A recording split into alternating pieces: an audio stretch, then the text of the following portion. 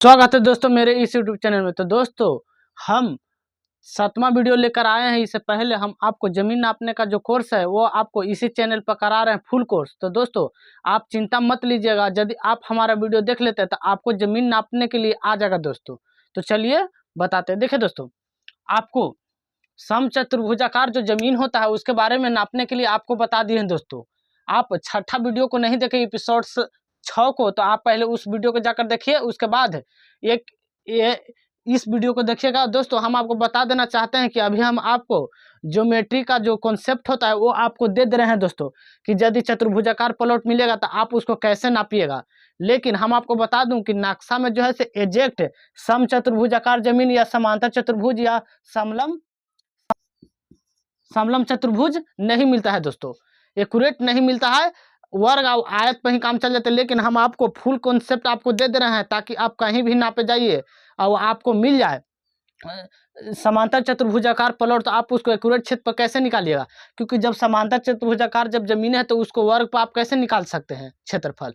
तो ये चलते हम आपको उसके लिए आपको भविष्य के लिए आपको एक कॉन्सेप्ट पूरा दे रहे हैं। तो चलिए जानते हैं। देखिए दोस्तों, इसके बारे में समचतुर्भुज के बारे में हम लोग पढ़ लिए। अब हम लोग पढ़ेंगे कि समांतर चतुर्भुजाकार जो प्लॉट रहेगा उसको कैसे नापेंगे। तो इसके लिए हम आपको पहले परिभाषा दे रहे हैं दोस्तों। समांतर चतुर्भुज का परिभाषा, समांतर समांतर सम्मुख भुजाएं समान होती है और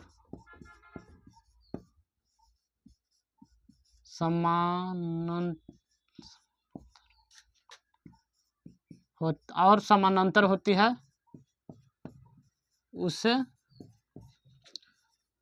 समांतर चतुर्भुज कहते हैं।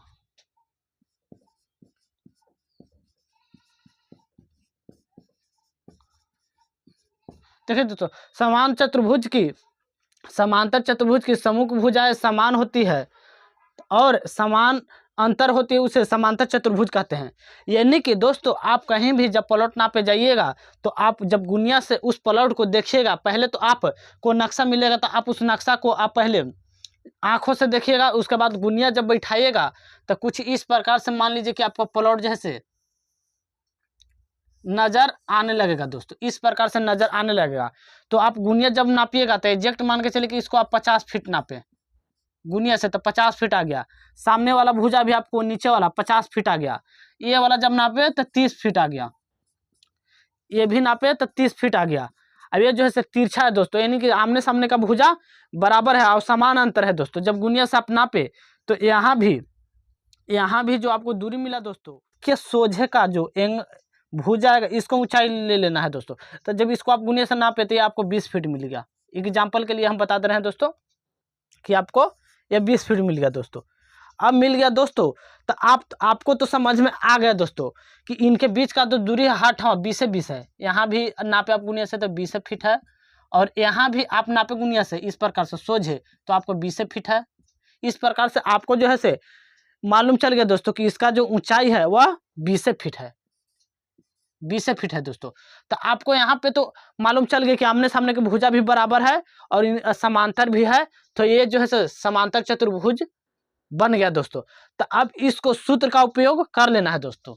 तो चलिए इसका समांतर चतुर्भुज के क्षेत्रफल बराबर आपको सूत्र दे देते हैं। का क्षेत्रफल बराबर क्या होता है दोस्तों, ए गुने एच। ये यहाँ पे क्या है दोस्तों, भुजा है दोस्तों।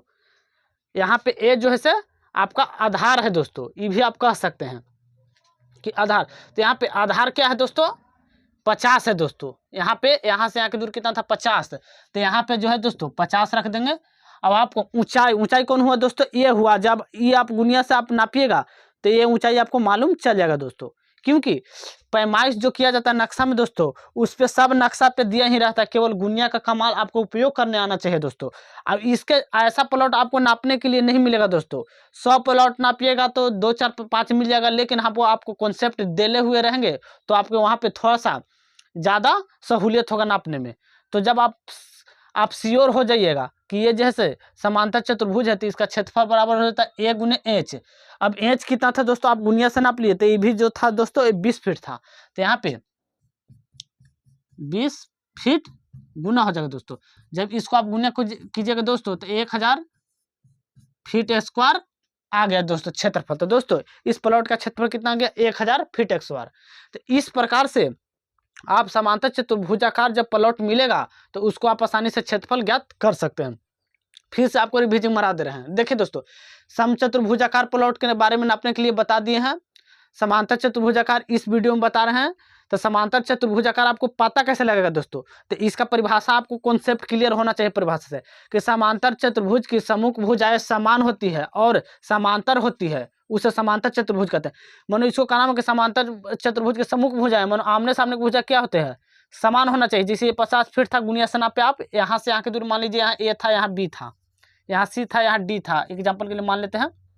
तो ए और बी की दूरी जो नापे तो 50 फीट है, सी और डी के दूरी नापे तो 50 फीट है, और ए डी के दूरी नापे तो ए बी और सी के दूरी नापे तो 30 फीट है, और ए और डी के दूरी नापे तो 30 फीट है। तो आपको अंदाजा तो लग गया दोस्तों कि ये जो है से बी सी और बराबर ए डी है, ए डी, और यहाँ पे समांतर भी है दोस्तों, यानी कि बी सी समांतर ए डी, इस प्रकार से भी है, इस प्रकार से भी है। यहाँ पे इस भुजा भी जो है दोस्तों बी ए बराबर सी डी है दोस्तों, और बी ए बराबर बी ए समानांतर सी डी है दोस्तों। इस प्रकार से आपको पता लग गया दोस्तों।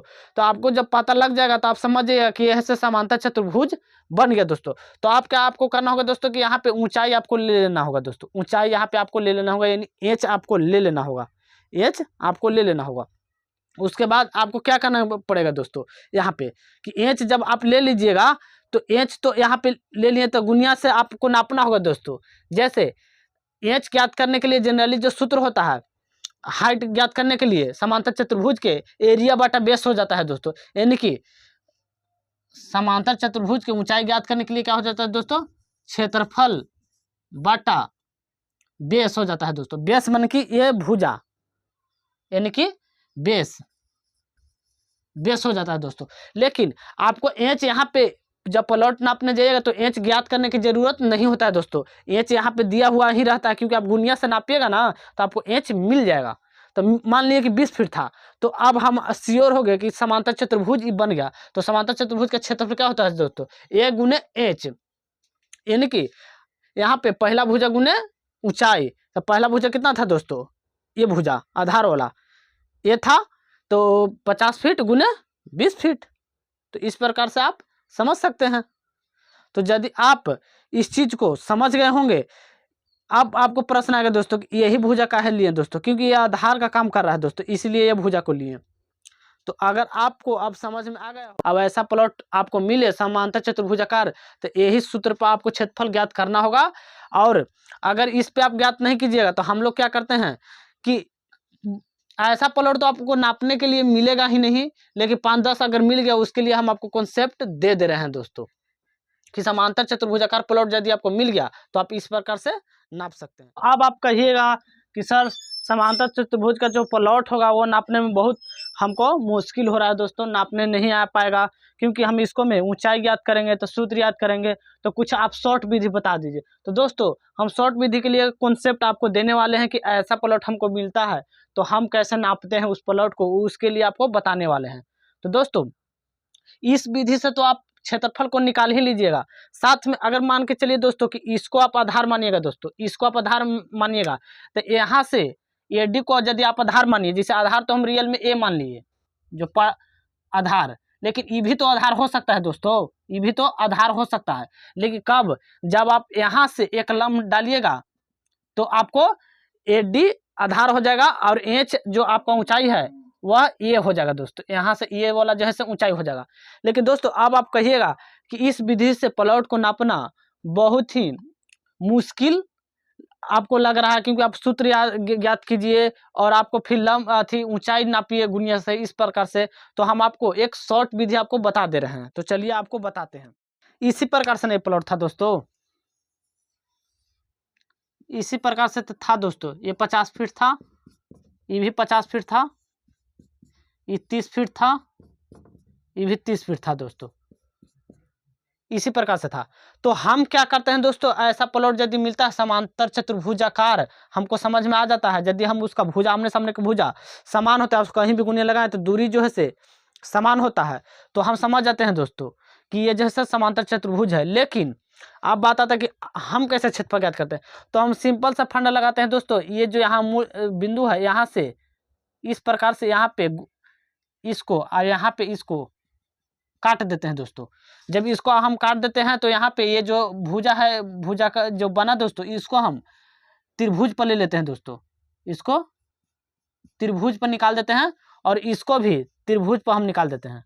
ये जो भुजा बना ना दोस्तों, ये इसको त्रिभुज पर हम क्षेत्रफल निकालनी है, इसको भी त्रिभुज पर निकालनी है। और उसके बाद आप त्रिभुज पर निकालने के लिए हम पिछले वीडियो, आप लगातार वीडियो को देखते होंगे तो हम बताए हैं कि हीरोन के फार्मूला का यूज करके और त्रिभुज का क्षेत्रफल निकाल लेना है। ये दोनों तो क्षेत्रफल पर त्रिभुज पर निकालने, उसके बाद है दोस्तों इसको लंबाई गुने चौड़ाई पे इसको निकाल देते हैं दोस्तों। जो बीच वाला जो क्षेत्रफल है दोस्तों, ये जो आप देख रहे हैं बीच वाला, इसको लंबाई गुने चौड़ाई पर निकाल देते हैं कि इसका लंबाई अब यहाँ से यहाँ गुनिया से नाप लेते हैं कि यहाँ से यहाँ की दूरी कितना बचा और फिर यहाँ से यहाँ की दूरी कितना है, यहाँ की दूरी। अब हम जानबे करते हैं कि एक दूसरे के ये जैसे समांतर चतुर्भुज एक दूसरे के भुजाएं समान होती है और समान अंतर होती है। तो इस प्रकार से हम इसको लंबाई गुने चौड़ाई पर निकाल देते हैं और इसको त्रिभुज पर निकाल देते हैं। तो जब हम दोनों तरफ के त्रिभुज का क्षेत्रफल निकल जाता है तो उसको जोड़ लेते हैं और फिर जो आयत का निकला लंबाई गुना चौड़ाई उसको जोड़ लेते हैं और पूरा प्लॉट का क्षेत्रफल निकल जाता है। तो दोस्तों समांतर चतुर्भुज का क्षेत्रफल इस प्रकार से निकालते हैं। तो वीडियो बड़ी लंबा हो रहा है दोस्तों, तो समलंब चतुर्भुज का क्षेत्रफल नेक्स्ट वीडियो में बताएंगे।